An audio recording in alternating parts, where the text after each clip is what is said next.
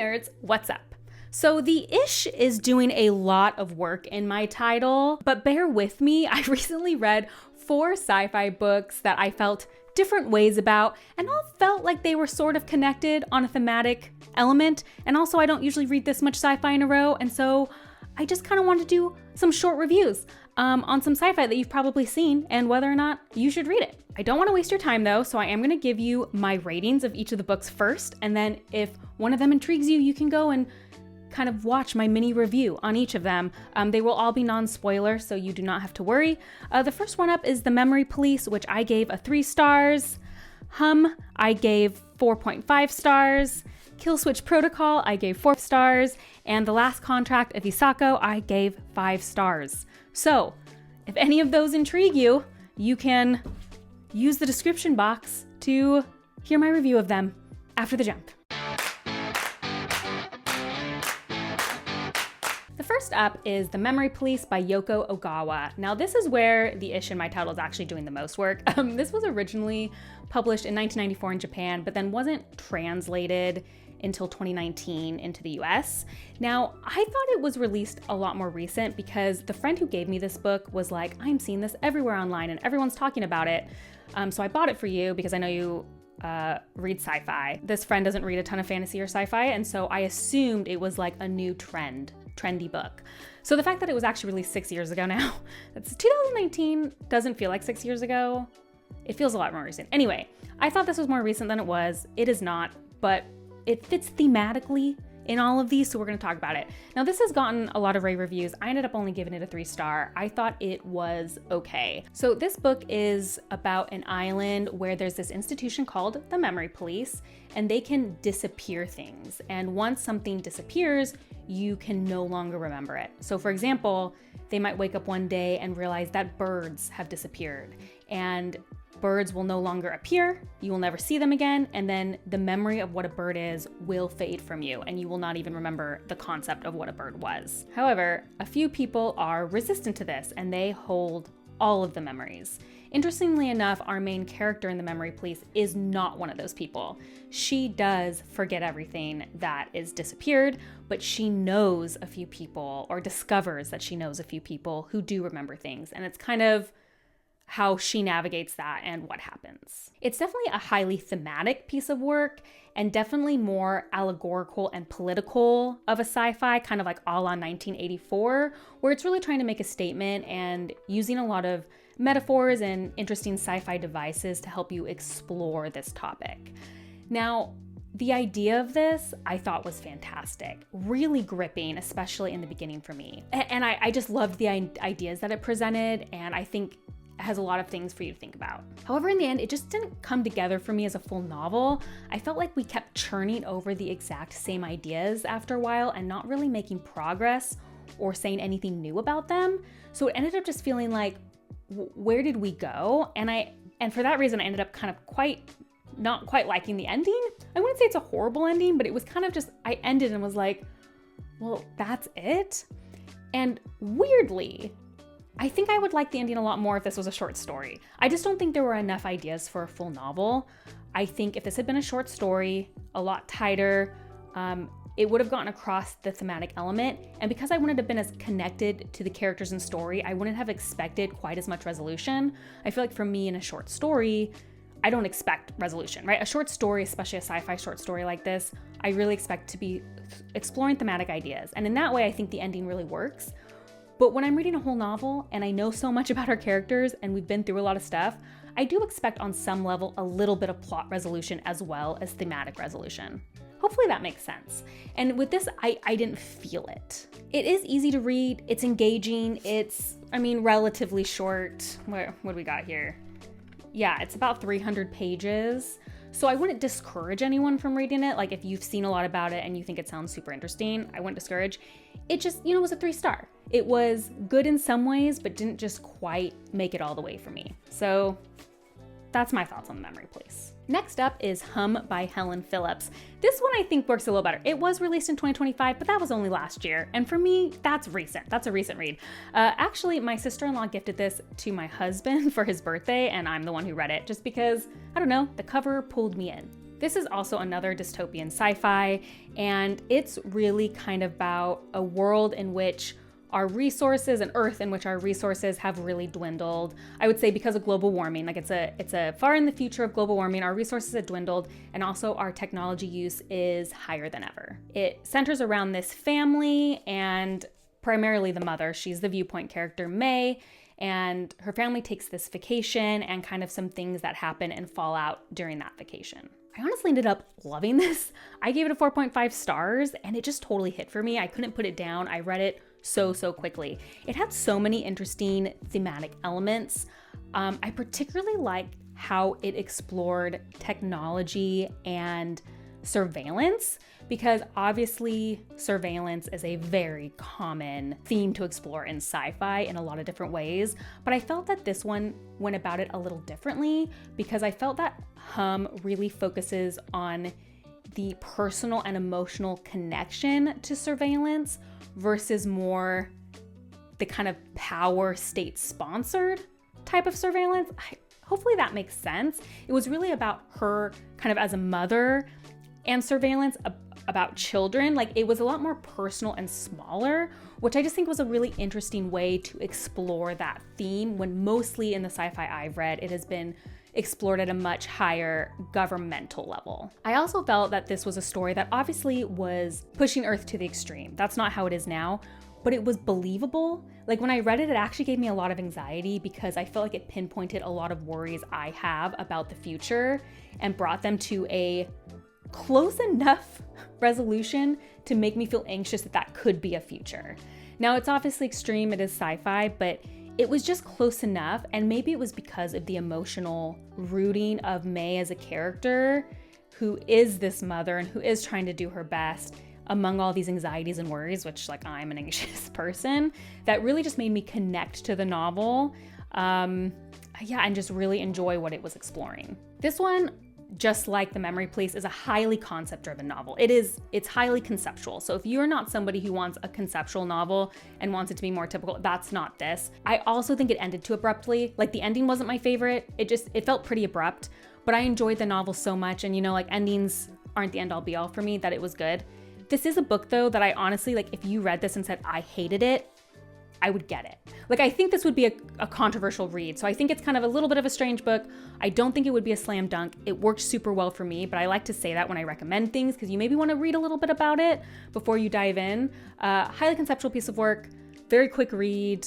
If you like stuff that explores topics, I do highly recommend it. I enjoyed it. Next up, Killswitch Protocol by MJ Kuhn. Now, this is actually recent. This was released in 2026, July 2026, just last month. And it is also a dystopian sci-fi, but super different than the last two books. This one is way less conceptual and much more of a plot-driven sci-fi romp, I would say. I ended up giving this book 4 stars. I really enjoyed it. It actually just came to me at a perfect time. I had read 2 extremely long fantasy books back to back, and that's not bad. I mean, one was Clash of Kings. You guys know that's my baby. Do you know what I mean? A Song of Ice and Fire is my baby. But when I read 2 books over 900 pages that are high fantasy books back to back, I need a mental break. It doesn't matter how much I love it. I need a step back. And the funny thing is usually I choose like a Pratchett or something I know is going to do that. And then I was like, oh shoot, I'd gotten an arc of this and it was past when it came out. And I really try hard I don't accept a lot of arcs. And if I accept arc, I really try to be timely. So I was like, shoot, I need to read this next. And I'm so glad that's how it happened. I'm so glad. I'm sorry that it's late, but I'm so glad because it's exactly what I needed.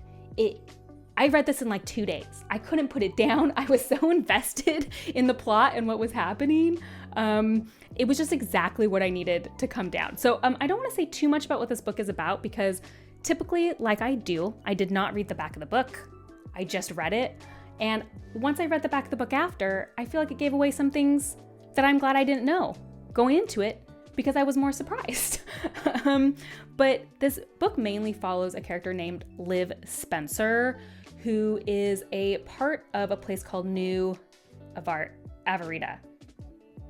Maybe I said it right. New Avarita. Basically, I think New Avarita is a country basically after some sort of nuclear event on Earth. I don't know if it was a nuclear event, but some sort of thing that has made the Earth inhospitable, So we have kind of created a new society that has to focus a lot on survival and resource allocation. Do you see how this is like similar to the other ones? Liv is kind of this law-abiding citizen, and the events of the book play out, and you see how she kind of discovers maybe complicated feelings about the community that she's in. It also has two other viewpoints. Liv is definitely the main one. The other two viewpoints being from a character who has rebelled from that system, and also a character who is very high up in the power structures. So that already was a very cool use of POV in my opinion, because we were really getting it from multiple different sides, and I thought that part was done very well. And yeah, it's just kind of how they navigate that world. I think what captivated me a lot about this, other than like good character work, was that it was constantly surprising me. And I love when a book can surprise me and go in unexpected directions that don't feel like they are there for shock factor. Like nothing in here was like, oh, that was trying to just shock me. I don't know if I still have a bookmark in there. That was just trying to shock me. It never felt that way. It felt like a natural conclusion, but still unexpected, which is what I think kept me so glued to the page. And also, even though it really is just like a fun sci-fi romp, there is this level of commentary. I feel like I always need that. It kind of okay, it's nothing like DCC, to be clear. Dungeon Crawler Carl by Matt Denneman. It's nothing like that. But it gave me the similar feeling of, after I read the first DCC book, I wasn't sure I could go on because being just high level fun isn't enough for me. But then going on, I realized that there was a lot under the surface there. That's how this book feels.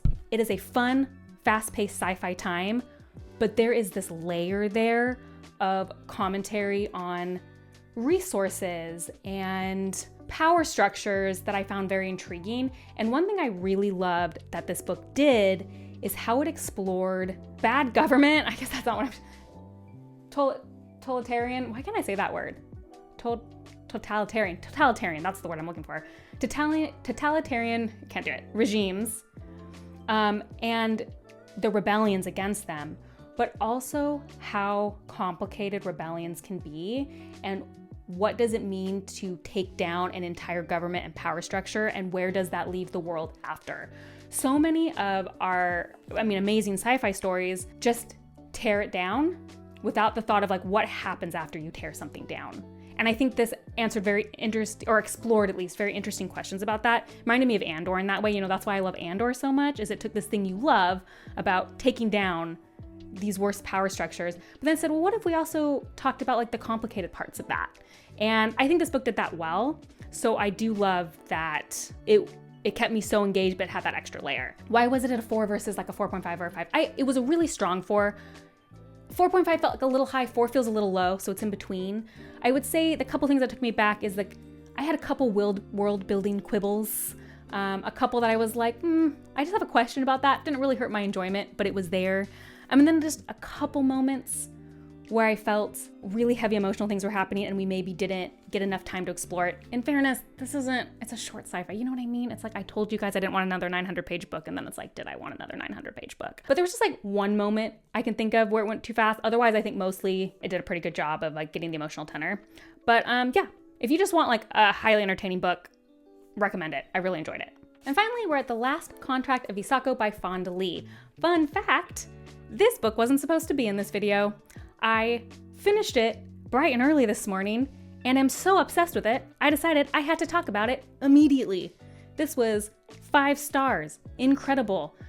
We got 5 months left, but I'd be really shocked if this wasn't in my top 5 books of the year.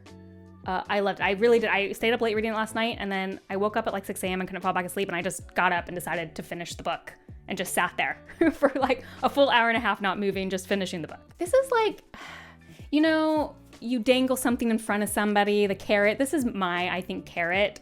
It's like catnip. It's about a middle-aged woman dealing with the concept of her longevity and the sunset of her career.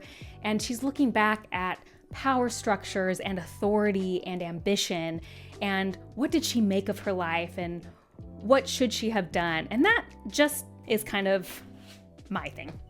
Yep, that sounds exactly like something I want to read. Okay, anyway, this book is about Isako, and she is on her last contract as kind of a high-level contract samurai. I mean, that's what they use, the word samurai, but really she is highly skilled combat, but also highly skilled intellectually. And they are hired out as really exclusive aides to very powerful people. And she has been working with the same person for quite a long time on a contract.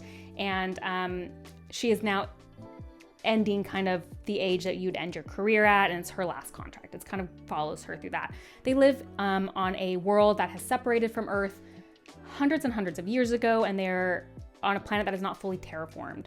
So it is a very brutal planet. It has very hard survival mechanisms as they try to terraform the planet as they live on it. Do you see the connections to the other novels? It's all thematically, we're all kind of in the same area. The big difference here is that this book is definitely not plot focused or even necessarily, I would say, thematic focused. It is character focused. This is a character study with a lot of themes that relate back to the characters. I mean, it's a ton of themes, but it is a study in the personal. This book, I didn't know a ton going into it, but I had seen, when did it come out? I bought it the day it came out and then just didn't have time to get around to it. Do you think it will tell me the month it came out? It came out this year sometime. No, it just says 2026. I don't know. It came out earlier in the year, and I had kept seeing, the only thing I was really seeing about it is mixed reviews. People were loving it. People were also disliking it. Some DNFs, like mixed reviews. I can't believe that. It's hard for me. So I went to look at some of the bad reviews. I mean, it's still doing well. It has over a 4 on Goodreads, but I looked at some of the bad reviews and they are puzzling to me a little bit. Some of them were like, well, I love the Greenbone Saga and I was expecting more. Maybe we read the Greenbone Saga for different things, but this feels incredibly in line with Greenbone Saga. As our friend George R. R. Martin would say in his famous quote, it's just different furniture. Instead of the urban fantasy, it's just sci-fi furniture. But thematically, I saw so many thematic similarities between this book and Greenbone. We have a discussion of different generations, how generations deal with power structures that are in place and how they might see power structures differently.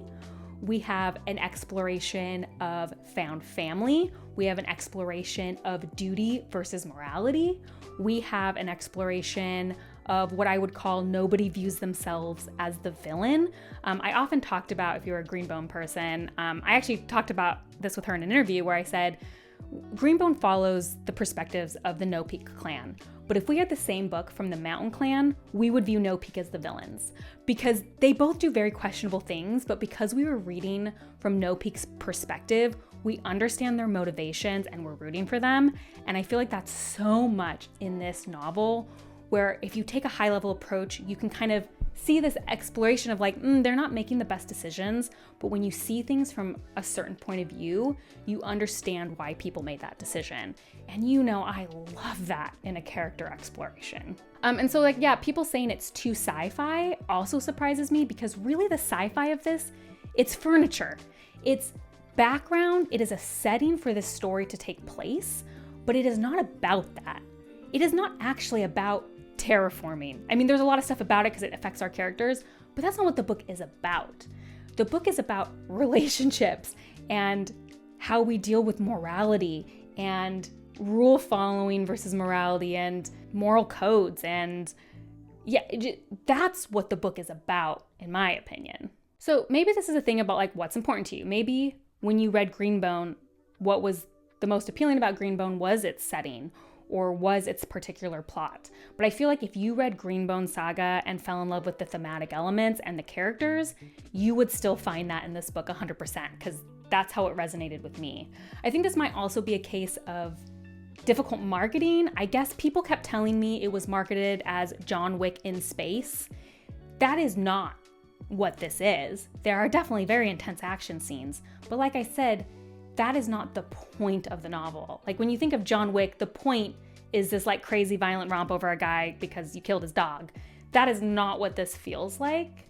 And so maybe it's an expectations thing, but this is non-spoiler, so I can't go any more into it, but I feel like I am gonna be chewing on this for a while.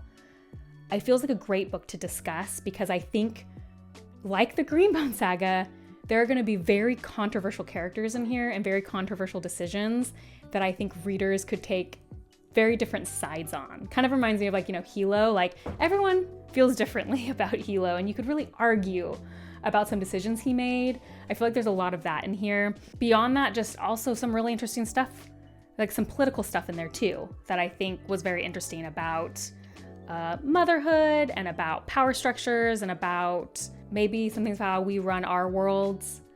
Gosh, yeah, I just loved it. And this is me telling you, if that sounds good at all, you should read it, even if you got mixed reviews. It's also a standalone.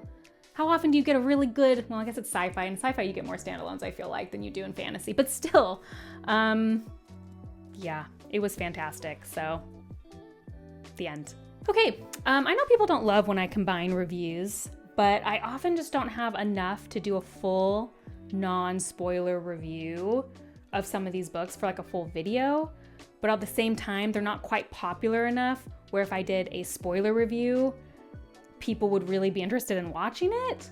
Perhaps if I get enough, maybe I can do like a live if I get enough people. I know like Petrick loved The Last Contract of Isako. I think I have some friends who also loved it. Maybe if you guys, enough of you have read it and you're really interested in like a spoiler review of that one, I could talk about it. But yeah, let me know if you've read any of these books in the comments. Let me know what you thought of them. As always, the best way to support me is to like and subscribe if you like this content. I also started a Patreon, kind of as my 100K celebration. So if you're interested in some extra bonus videos, you could check that out. The link is in the description box. You can also find me on Instagram if you want to see other nerdy rants and what I'm currently reading. And I'll see you next time. Bye.